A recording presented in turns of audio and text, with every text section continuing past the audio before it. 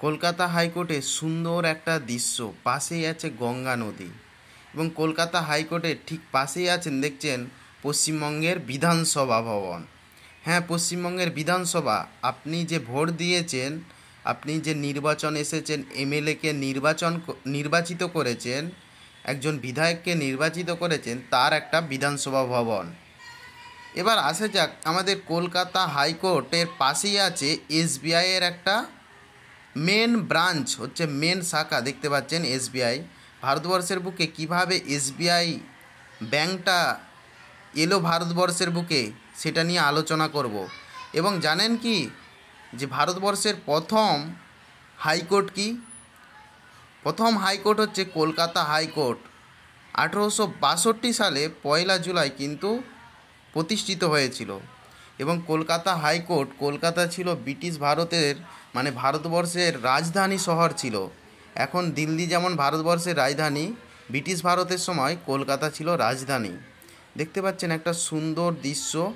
ইংরেজদের সময়ে কলকাতা হাইকোর্টের প্রথম প্রধান বিচারপতি ছিলেন স্যার বানস পিকক এবং ভারতীয় হিসাবে বিচারপতি সোমনাথ পণ্ডিত, সম্মানীয় বিচারপতি, তিনি ছিলেন প্রথম ভারতীয় কলকাতা হাইকোর্টের বিচারপতি।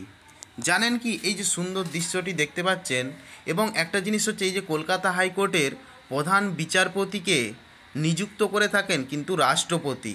হ্যাঁ, রাষ্ট্রপতি নিযুক্ত করে থাকেন। কলকাতা হাইকোর্টের ঠিক পাশেই এই যে এসবিআই লেখা বিল্ডিংটা দেখছেন, এটাই হচ্ছে এসবিআই ব্যাংকের মেন ব্রাঞ্চ।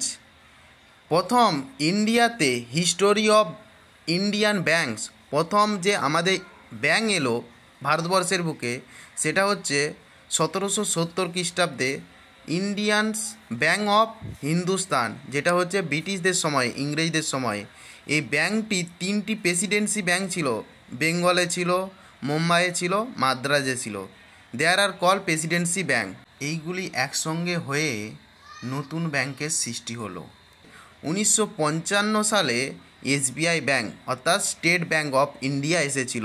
আমরা স্টেট ব্যাংক অফ ইন্ডিয়াতে অ্যাকাউন্ট আছে, টাকা পয়সা লেনদেন করি, এইভাবে এসেছিল। আর এইটা দেখছেন হচ্ছে পশ্চিমবঙ্গের বিধানসভা ভবন।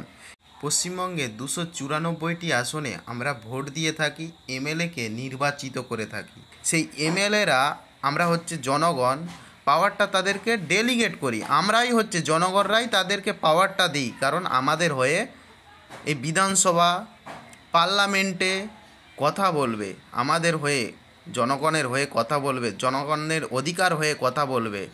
আর এই যে কলকাতা হাইকোর্টের ঠিক পাশেই আছে আমাদের গঙ্গা নদী। ভারতবর্ষের দীর্ঘতম নদী হচ্ছে গঙ্গা নদী। একটা সুন্দর দৃশ্য কিন্তু আলোচনা করলাম। কলকাতা হাইকোর্টে পশ্চিমবঙ্গের বিভিন্ন প্রান্তের মানুষ মামলা মোকদ্দমার কাজে এসে থাকে।